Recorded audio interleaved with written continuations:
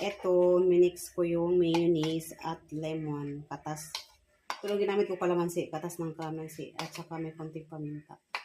Ayan, i-mix ko na sila. Ayan, mix lang. Carrots. Cucumber. Ito yung ginamit kong mayonnaise Lady's Choice. Wala kasi yung best food. Nasarapan kasi ako doon. Kasi nakapunta ng palengke. Ayan. Ayan siya. Ganun na talaga. Ganito lang ka-easy. Diba? Ayan siya guys. Ito yung... Ano nga ito na? Lettuce ma. Lettuce. Tapos, ito na. I-mix na yung ingredients.